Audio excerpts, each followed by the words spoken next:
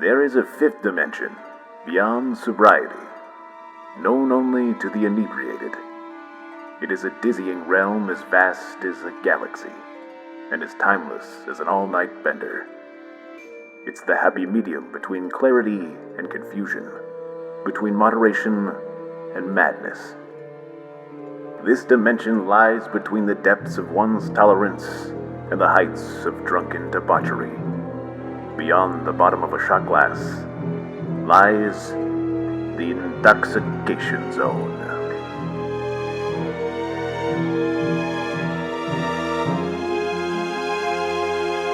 What? Can I put effects on me? Yeah, if you want to put effects, I assume you want to be in black and white. Yeah, how do I do that? Click on the three little stars there. Three little stars. Hey, viewers, we're going to have an interactive. You guys can learn how to play Instagram with me. Oh my god. So we are doing The General starring Buster Keaton, which is a 1920s this is a 1920s silent film.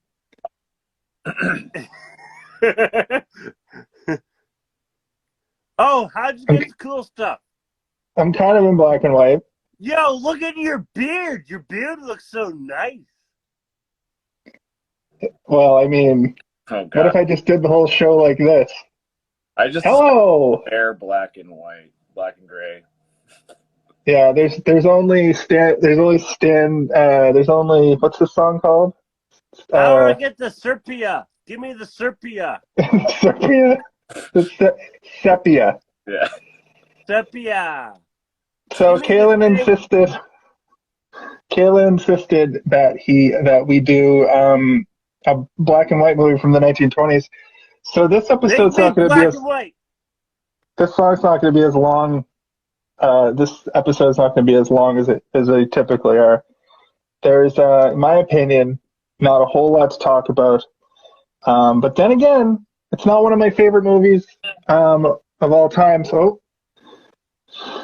I don't think you're going to be able to be in black and white, bud. I think you're right. So, Caylen. Yes, Jaceman. Tell us about the movie The General starring Buster Keaton and its hijinks and shenanigans. So many hijinks and pratfalls. So many shenanigans. The gag count, so many gags. The gags are through the roof. All right. So one, I can't stress enough. Hold on. Can I say one thing? Can I say one thing? This is your show, buddy. This first week. Hey. When's your actual birthday? I've taken over. This month is Caylen's month. It's called hold on, I have the name for it. It's called Caylen's Choices. Yeah, it's not my name. Caylen's Choices. It's like a Sophie's Choice, but way more horrible. I didn't. No, there's a little bit of connection. A little bit. There's a little bit. It's called Caylen's Cavalcade. Caylen's Cavalcade. Exactly. 5 straight weeks of this version of Caylen on the show. Hopefully you're not going to get birthday drunk every week, but here he is. No, when's your actual today. birthday? When's your actual birthday? Today? Well, happy birthday. Like, actually today. That's fucking awesome. I didn't know that. I'm getting super drunk. But I'm not going to get drunk. I'm not going to get drunk every night. I mean, I'm not going to get drunk every week. Okay. That's probably a good idea. That's probably a good idea. Don't get drunk every drunk. So exactly. I will not get weak every We lost a follower somehow. We always have 3. There's only 2 people in here now. We had 6 before. But that means we have at least 1. It's Brian. Hey, Brian. Our biggest check fan. out my hat. I'm a little upset about my hat. I want a better hat. So why don't we go? Okay. Gentlemen. Oh, Okay, wait 1 second. Let me ask you guys a question. Hmm? So, Okay. Steve, I think you already answered this question. I He think warned you us. said He did warn us. that you saw I think you said that you saw some Buster Keaton because of some school. Jace, man, have you ever seen Buster Keaton before? When you first got into Buster Keaton, you bought a DVD set from HMV, and we watched some at your place when we lived in that building. Yeah. So that was the first and last time until today that I have watched any Buster Keaton, except I have seen many of his great stunts. One such being, I think, is the house front falling over and Yeah. then going through the window. That's a A classic lot of Buster people are Keaton. I scared think about that one. A lot No, of the he could have- crew. he could have died very easily. Not if you use math. You can't die if Yeah, you but- use math. That's fair, but even if you use math, Oh, that's the crew of the Challenger. Ooh, too soon? Steve, oh, Steve, shit. you're You my mean from buddy the on this 90s? one. Steve, you're my buddy on this one. I know. I'm pretty sure you told me you had to learn about him. Well, You yeah. know what? Okay. Can you tell me why did Chaplin get more shine than Buster? Why did he get more shine? I think that Charlie Chaplin's movies are more recognized, like, overall, globally. Yeah. But he was also not strictly an American filmmaker. He was also an entertainer in, England before America. Do you know the answer? Or is it Did I just get schooled? No, is this an opinion? Is that your opinion, Caylen? Or when you phrased the question, it sounded like you. Well, knew the okay, so I guess what I wanted to try and start was we should have done this on Friday night? Let's talk about silent people. Oh. Charlie Chaplin definitely had more recognition, Yeah. but I personally like Buster Keaton a lot more. Well, the Buster Keaton also doesn't play the same character in every movie that he's in, whereas Charlie Chaplin you would only recognize him really for his tramp role that he plays. Like, if you see Charlie Chaplin when he's not in that character persona, it's like Mr. Bean. Like, you immediately recognize... No, but, okay, so that's the thing. That, you just said it. I was like, oh, man, I want to do this, but I want to do this, like, modern. And then I was like, wait a second. Mr. Bean. Like, Mr. Bean already did it. And now I feel sad. I feel sad that I can't do anything, but I want to. You want to make silent movies? Is that what you're saying? You want to be Mr. Bean? Because Buster Keaton wasn't really a Mr. Bean. He was very straight-faced, like you say, he's a stone-faced killer or whatever. And the story was very modern, and the movie was very modern for what it's worth. And Charlie Chaplin movies are him basically Mr. Magooing his way through different situations, and girls like fawning and him not, he's too dumb to realize. Like, but Buster Keaton was he was going after ladies. He got shunned by the lady. Well, the first lady, but then that next lady that he saved was like, I love you, Buster Keaton. That was the same lady. The same lady, yeah. Same lady. Same I was paying 100% attention, don't worry. Yeah, she doesn't go with him because he can't join the army, and then she gets kidnapped, and he has to go across enemy lines to save her, and then he becomes part of the army at the end, and then they get married, I guess, on the train. Right. Like, the train bits in this movie were hands down the best, and there were some pretty good, like, crazy war scenes, which must have been revolutionary for the time. Yeah, this is based on some real shit. It was in 1926, right? And the budget for this movie was $750,000, which is like, holy shit. Wow. They do destroy a bridge with like a full-size train on it, so you're like, okay, I'm gonna say a lot about that. Go ahead. Caylen's doing a reverse Buster Keaton right now. He's never happy. I don't know. My favorite part of the whole movie was when he holds up the picture of him in front of the train and just the look on his face. That was expert comedy, I thought. Expert dry comedy. Yeah, I think there's quite a few good gags in this movie. I think my favorite one was when he's like, "We gotta hide you. I'm gonna put you in this bag of shoes," and then he loses one of his shoes in the shoes. That's a good bit. I like that. The sword falling off, classic. Also, the craziest, like, he directed the movie, he also starred in the movie, but he also did all his own stunts. Like, he's just stunting his way across this train over and over again. And you're like, if he died or got severely injured during the making of this movie, nobody can't replace him. Yeah. He was like an acrobat. There's one moment where they're lining up to get enlisted, and he keeps cutting in line, which was also hilarious to me. But he does, the first time he does it, he runs across like 3 tables like it's nothing. And I was like, that's foreshadowing what's to come in this movie, because then the whole scenario where he's moving the planks out of the way with all these elaborate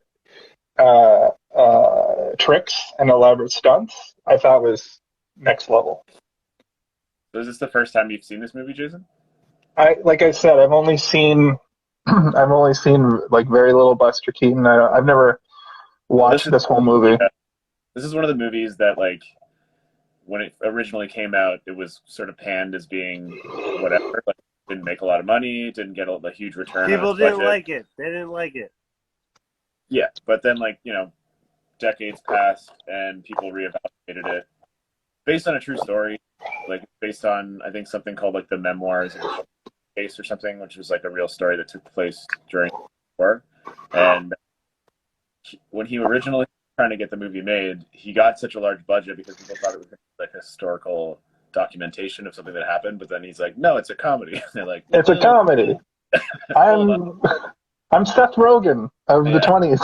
I was looking at some reviews of the movie, and like one of them was like 1 star. And he's like, "This movie's not funny at all." And I'm like, "You probably would have liked it if James Franco was in it." If there was no other comedies ever in existence, and this was the movie that was the first, like basically the first big budget comedy, you would have been like, "Wow, that was the fucking funniest thing I've ever seen." And then there were like 10 movies a year in the 20s, if that, probably less. So also, like, filmmaking, the further back you go, the less things are very clearly defined by genre, and the more everything tries to encapsulate as much as they can within a single film. So, like, there's a time where a musical is also a drama, is also a horror, is also an action, and they're all in one thing. And it was like, it's Hollywood. That's what we do.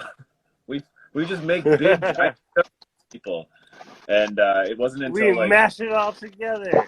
Yeah, it wasn't until like the 50s where it started to sort of splinter, and these larger genres kind of niche off into stuff you know now. Horror wasn't really a huge thing until, horror was always sort of a thing, but like it was very specific, but it also encapsulated a bunch of the other genre stuff. And then once you get to like the 70s, when, like we did Halloween last week, Halloween kind of splintered horror into stuff sort of like, now there's a slasher genre, and that's what if we're in a loop? What if we're looping? What if we're closing the loop? What if you're a looper, I'm a looper? What if we're loopers? What if we just close the loop? What if, oh my God, like, the guy with the shit, he killed them, and now we recognize it, and now we're thinking about it, and then it happens at the same time that it happens, and then it's like closing the loop. Tune in next week for our discussion on the movie Looper. This is not that film. This is a completely different film. That's not the movie Looper, starring Bruce Willis and. Also, Looper, good movie. Like it, but I haven't seen it in a while. So they played with their nose. How do you want to play with your nose? What? I don't understand. This is getting more and more confusing by the moment. They had a nose. Did you not see him with the nose? Whose nose? Oh, gentlemen, So, gentlemen, cheers. Oh yes, cheers. This is my favorite. This is my favorite episode. This is episode Did we start? 112, I believe, and we did it. We did close the loop. Yeah. What am I supposed to do? Say no? I don't think so. Gentlemen, I can't even tell you about. I took notes. I took a bunch of notes, but you know what? I'm not going to remember any of them. Well, you read them off the paper, Caylen. That's why you take the notes. I'll tell you the note that I took. I wrote them. I took exactly That's one why I note. write them. Hilarious when he shows a picture of himself in front of the train. The 1920s had frontier towns and big cities. So people are dressed well with this hilarious, like, cowboy background. Man, you're dressed well. Well, Give me the top camera. Give me the top camera, Jason, man. Give me the what? Give me the top camera. Top camera? He wants to be on the top of the screen. I don't know if I can. You would have to start the show. You would have to start the show from your account to do that. If we did, how dare oh my you. God. I'm sorry. I don't know what I was thinking. If next week we want to do it from the actual Hey, did you see this one Instagram account, then you could be top screen. No, it's right. You do it. You got this. So, what was your guys' review of this movie? I mean, I have some stuff to discuss, but I figured we would go through the plot, which is pretty simple. It's a man wants to join the army to impress one of his two true loves. The first love being his train, or his engine, sorry, and the second. Right, that's where the picture comes from. But her family believes that in order for you to be worthy of her, you need to be part of the army. She wants him to be one of the Southern soldiers, so he tries to enlist. They deny him because he's too valuable as an engineer, rather than giving him that as a reason. He's confused, doesn't know why they won't accept him. He thinks maybe it's because he's too small, maybe it's because he's not beefy enough, but he never really fully understands that it's because he's trying to find out why. He's an amazing engineer, which you see throughout the movie, and his ability to But pilot. they don't tell him that. No, they don't. And she says that he's a coward for not joining, and basically she says, "Don't come back to me again until you're wearing a uniform."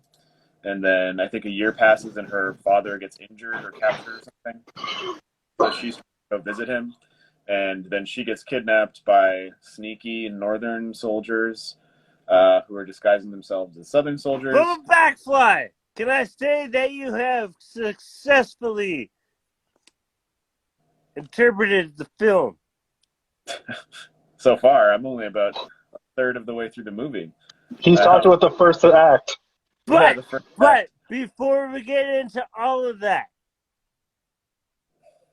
can we joke around a little bit? We're already 20 minutes into the episode, Caylen. Well, then it's a good thing I stopped. Oh, hello, our viewers halfway through. It's like, oh, wait a second. What with the end though? I feel like you're gonna barf on your camera at some point. Caylen, why don't you read us some of your notes, buddy? I'll tell you some notes. All right.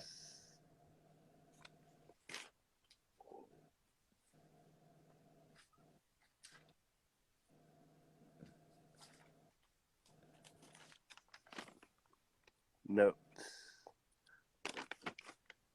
What are we talking about? What does it say? The general. The Great Stone Face. All right, so we're talking about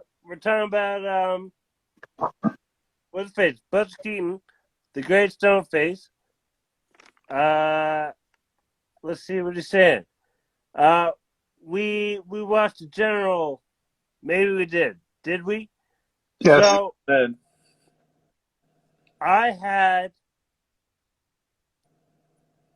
I wanted to throw you guys off, is what I wanted to do.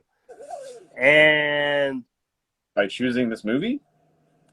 Yeah. I really did. I mean, I've watched old movies before. This movie ties into another movie, and then it also ties into another thing with another movie, and I wanted, like, so, like, the calendar has a year, right? Like January to December, that's a year. But like when you guys, when anyone's born, that's like your calendar or whatever, right? Like my calendar is not the same as the calendar. And so You have a different calendar? You mean like your calendar started like November 1st, 1980, whatever, and that's when your calendar began? yeah. Okay. Got it. Exactly. See? He got it. Hey, viewers. What's up?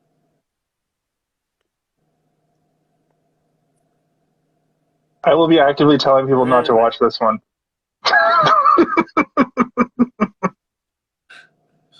we talking about the thing? We've been talking about the thing, buddy. We need some. Whoa, we need some quick facts. We need some quick facts. Tell us your facts. Yo, good facts. What are we talking about? You were talking about calendars. I'm not sure what that was. The general. About. Yo, do you know what I want to? Yo, you know what I wish I did? I wish I painted myself with gray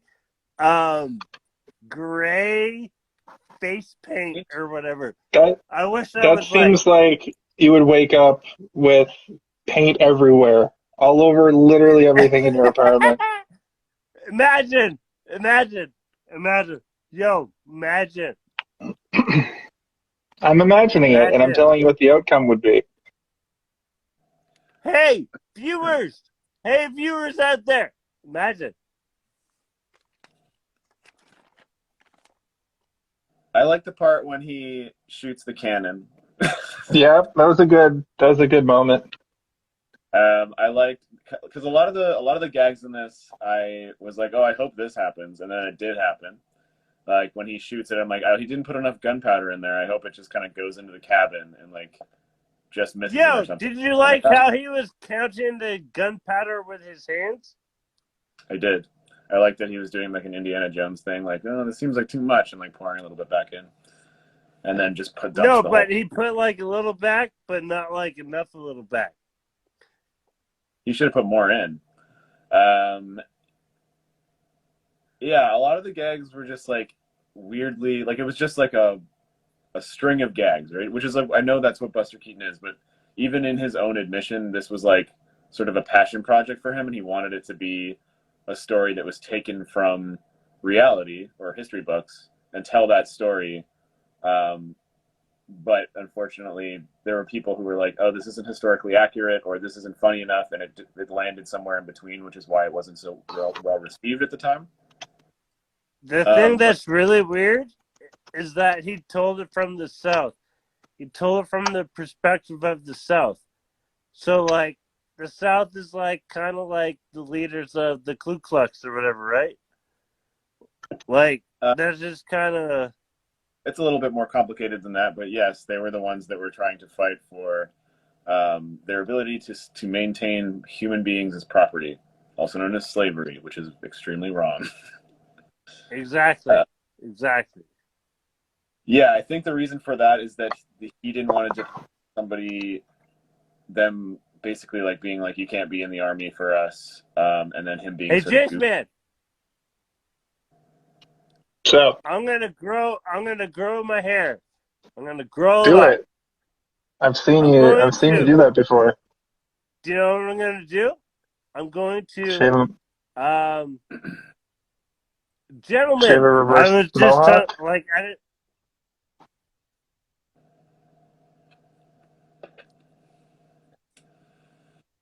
I'm gonna with the Your plan has backfired. Why not? Why can't we all with the in the little? That's you're not saying words. Yeah, I am. Fun fact: this movie is in over 6 of AFI's top 100 lists. What are those lists? We've got movies, we've got comedies, we've got thrills, we've got heroes and villains list, we've got the Cheers list, tons. Steve. So that goes back. Steve. What can I do for you? Can you? What does it look like when you see me? What does it look like when I see you? You're kind of like weirdly backlit, so it's sort of hard to see your face, but... Oh, like in like a good way? I mean, you've got like a good hard light on your side there. Yeah, your profile, you can see that nicely, but it looks like you're squinting through one eye, closing the other one tightly. Do I have a nose? You have a nose, yeah. You got a nose.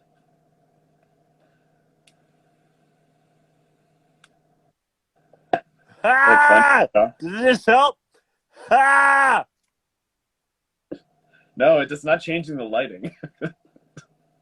Does the yelling bounce back? Ha! Johnny Gray was nominated for one of the top the hero list.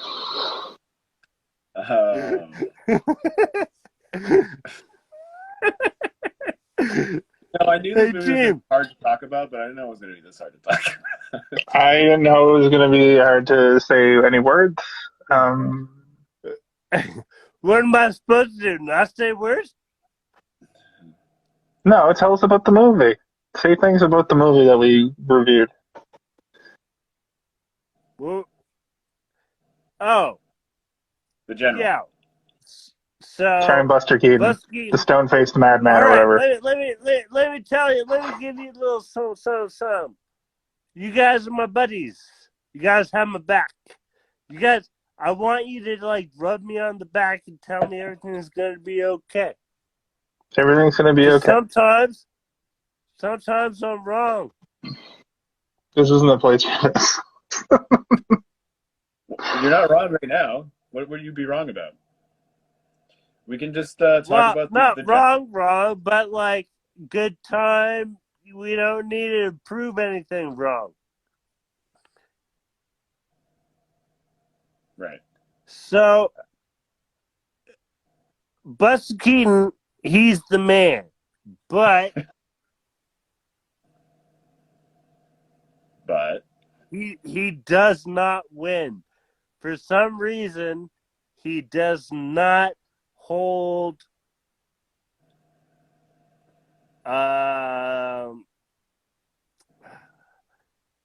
like jurisdiction. What's it called when like you like that's your area? What's that called? Where are the gangs and the Bloods called? What are those? Crips? Are they blue? You mean like tenure, like last ability, staying power, notoriety?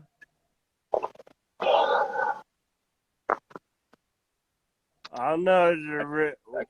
It's right. Wait. One second.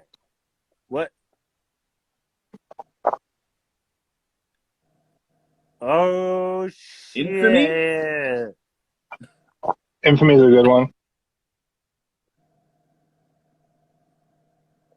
I need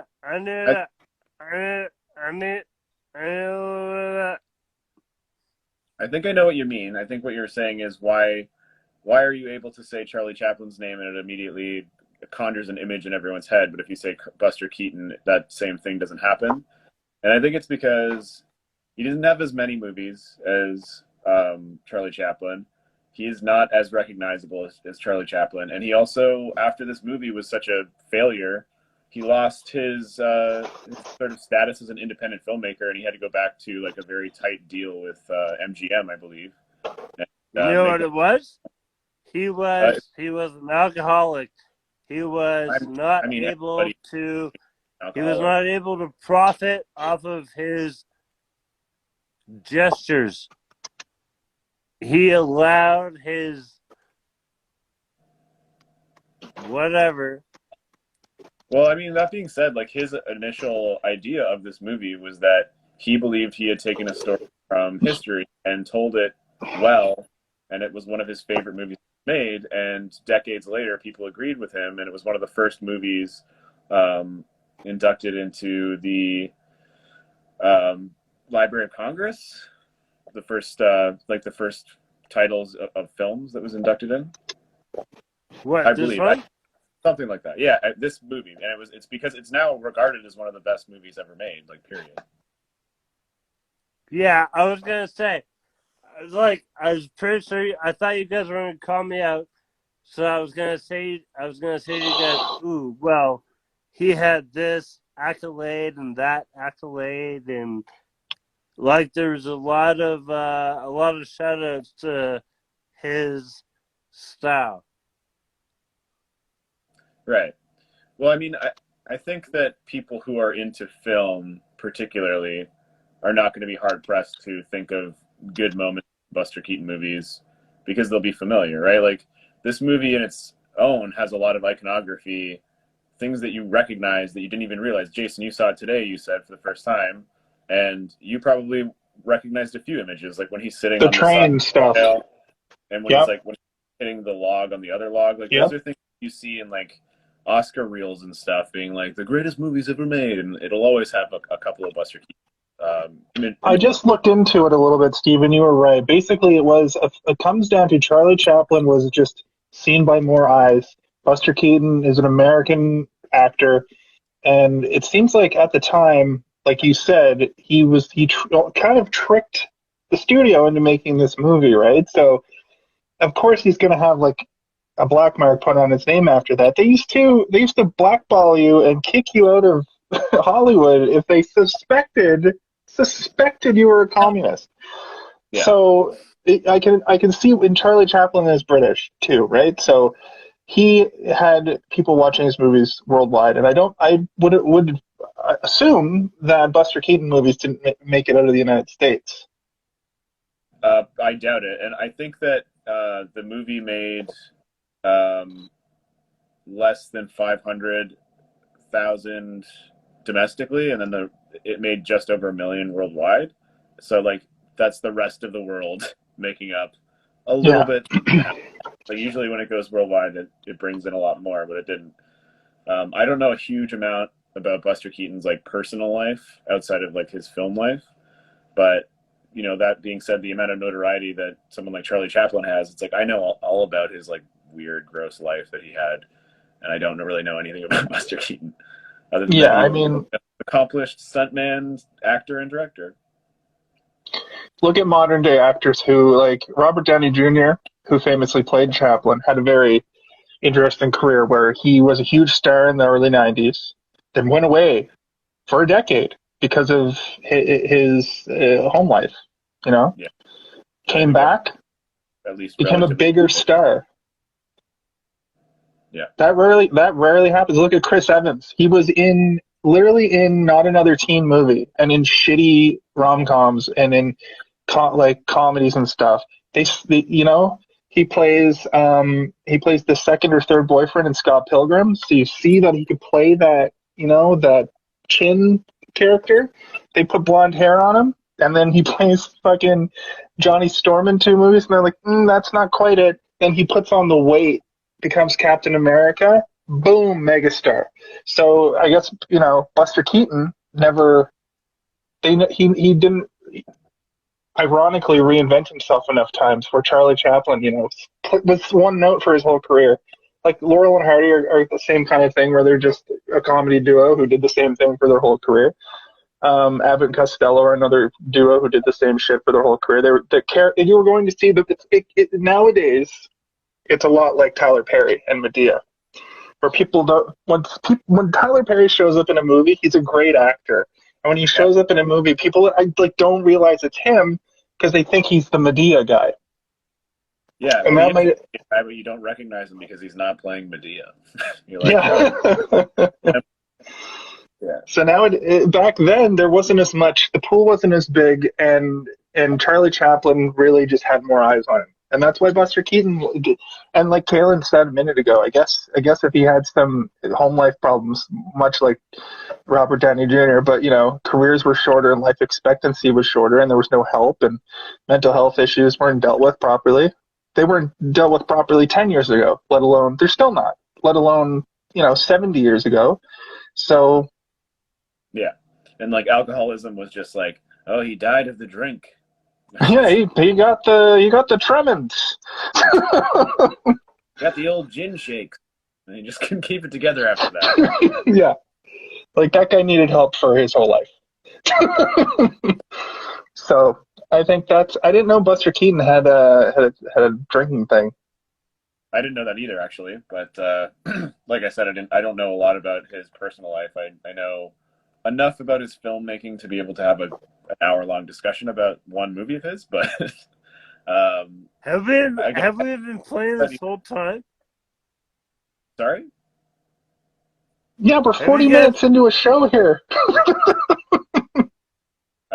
Yeah, like I said, like Caylen mentioned earlier, I saw this movie for the first time about like 14, 15 years ago when I was in university for the film program that I was in. And we watched a bunch of very early classics, but this is one of the only ones that really stuck in my brain in terms of that iconography that I was mentioning before. Right. Because it is funny. Like it's not like gut-bustingly hilarious where I'm slapping my knee throughout the entire thing, but I am watching it and being like, I like that gag. Oh, his top hat got caught in the tree. Funny. Or like, well, it had a lot of things that transcend the era. It's like I just watched the new Dune movie. And, on paper, it's the same as the David Lynch movie, almost beat for beat. And they redid a lot of the scenes from the David Lynch movie. But there's an indescribable difference when you do things well and you make the iconography and the cinematography in this movie were outstanding. This movie, I watched it on fucking YouTube and it looked like it was 1080p.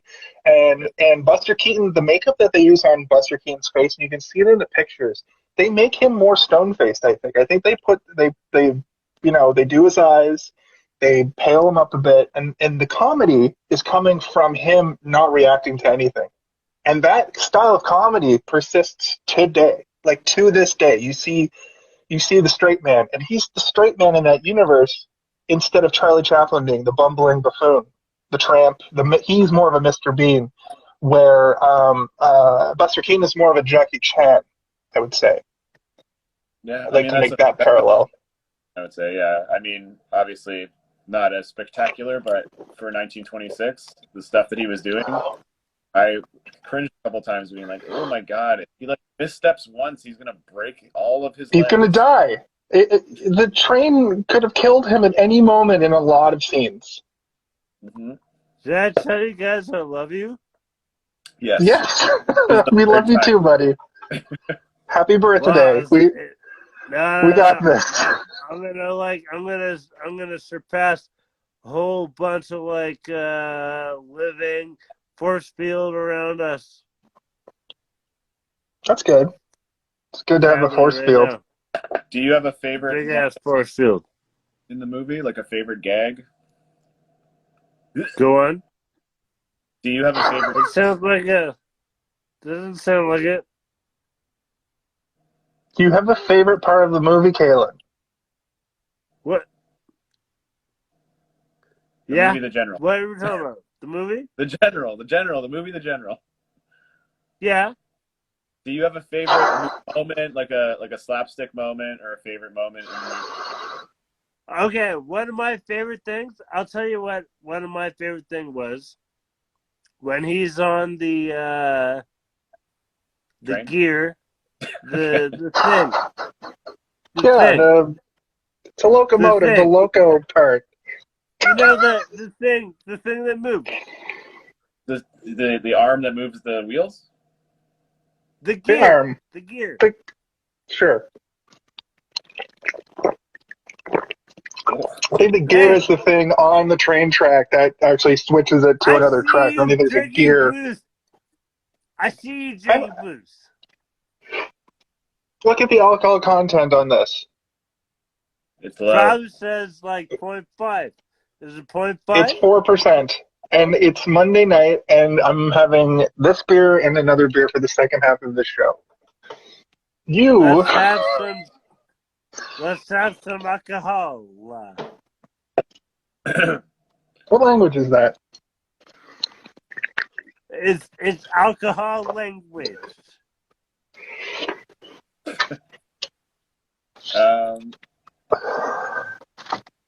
I like that he gets inducted into his lieutenant status at the end. That was nice, even though it was for horrific people. What are you supposed to do? Say no? But look, they were gonna. Yeah, I think my favorite gag was probably the shoe, but I did like that he keeps kind of getting mad at the woman for dumb stuff. I don't know what her name is. I can't remember. I only remember his name because he says it twice, and it's literally written on the screen every time. So I'm like, yes, Johnny Gray. But she does the thing where she ties a rope, and he's like, it's Annabelle Lee. Annabelle Lee. She's supposed to be like the daughter of General Lee. Yeah. Is that what this movie's about? Oh my god! I need to go back in time and not watch.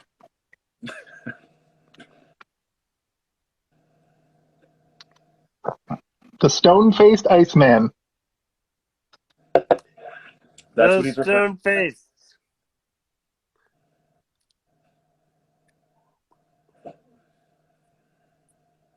Hey, we're gonna have a stone face. Well, I think that I think there's a few other silent films that I would consider doing on this show, but they are kind of hard to discuss because often they are extremely linear and not complicated. And it's usually just a flat story. Like, this is the story, this is the beginning, this is the middle, this is the end. And there's not a lot of complexity to them, which isn't necessarily a bad thing. But right. I do think that it's like akin to you put the movie in and you pretty quickly realize what's going to play out, especially the older it is, because like these are tropey things now where it's like, oh yeah, it's very predictable. But it's like, yeah, but you know, in 1926 when it came out, maybe not as predictable, or maybe that's exactly just we're giving people exactly what they wanted kind of thing. But look at like once it goes out of silent film, they do kind of a hard reboot, and then movies are still boring for a while. Well, not boring by today's standard, they're boring, but by then now the big thing is you can hear everything that's happening. You can hear the talking, you can hear the sound effects.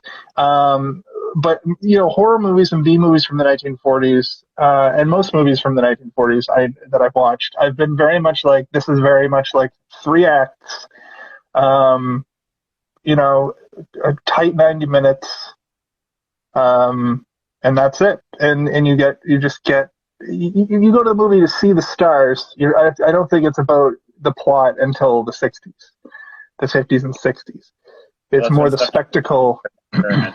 And like the most experimental silent era stuff is not in the United States. Everything in the United States is very cookie cutter. Like, this is Hollywood, the silver screen, a place where stars are born.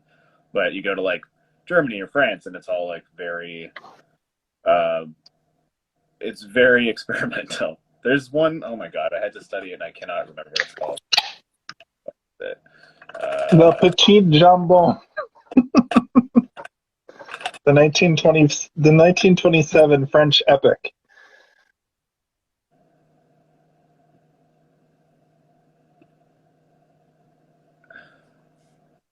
Speaking of silent films, it's great that this episode has had so much silence in it. Yep. Yes. Are we still talking about the thing? Yeah, we got about 5 more minutes.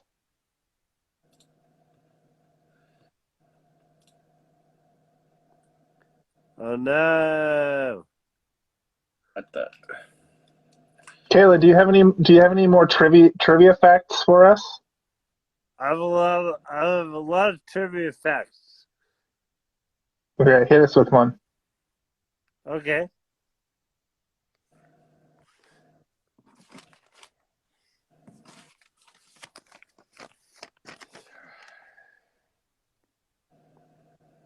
It's Halloween.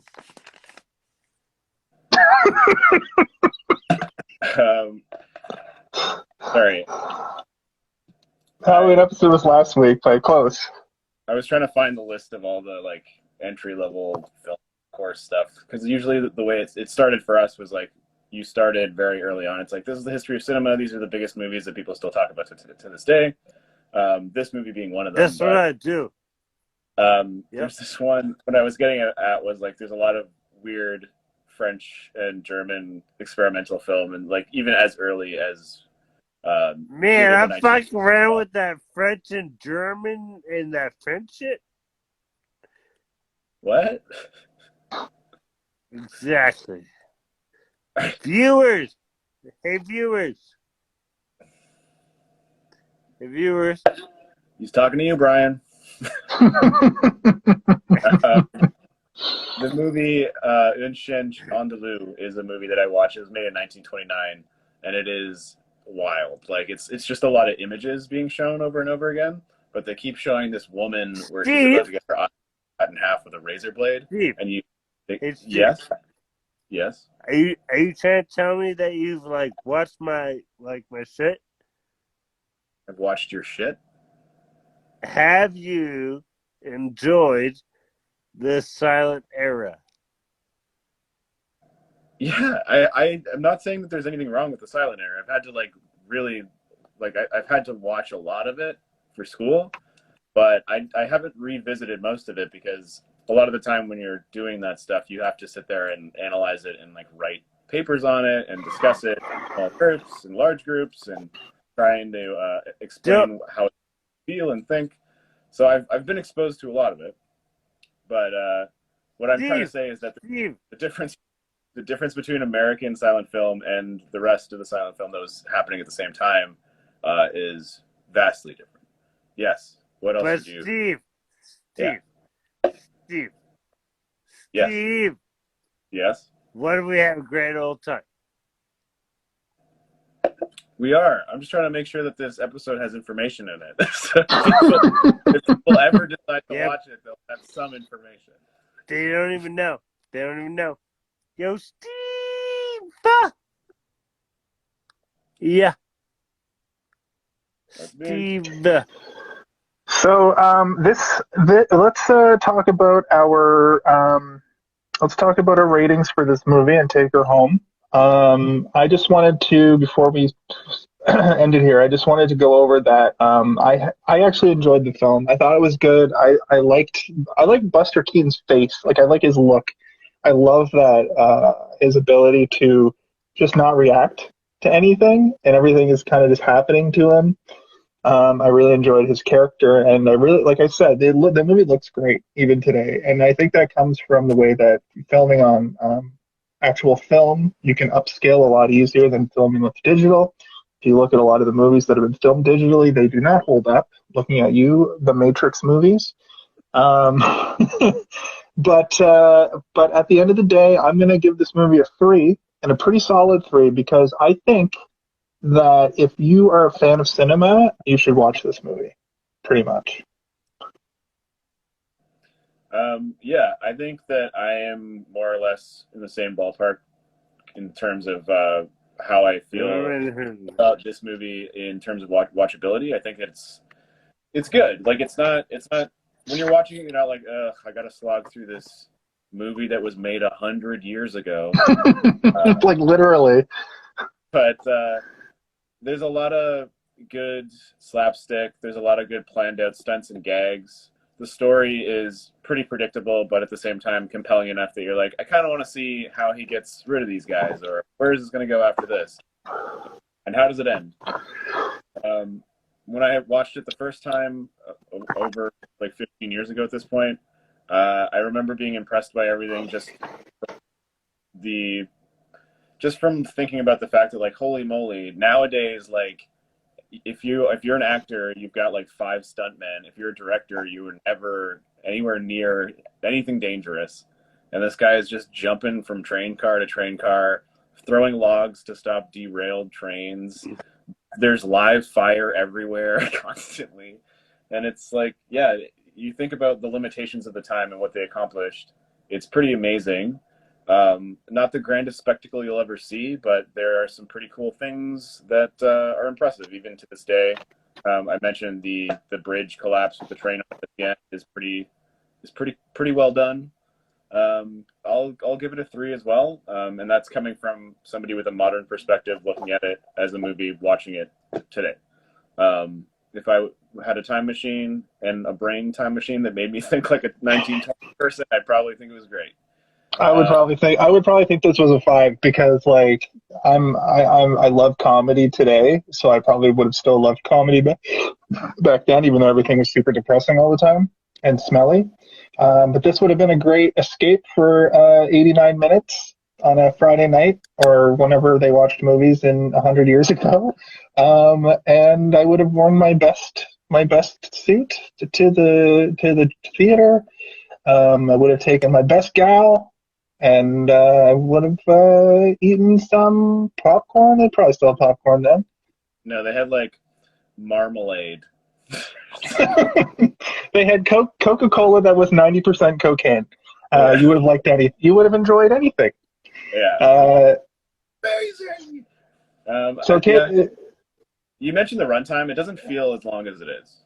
No. Which is good. It's a good sign of any movie. It has very distinct parts. Like I've watched some movies from the 1940s where I was like, "Hey, where is this going?" And then it doesn't go anywhere, or it's stupid. Invasion of the Body Snatchers. Oh my god. Get to the point. Just watch the 70s version with what's his face, Donald Sutherland. Caylen, let's close it out. Give us your rating for this movie and your final thoughts. Well, what can I say? We go on a journey. We have fun with this sad clown.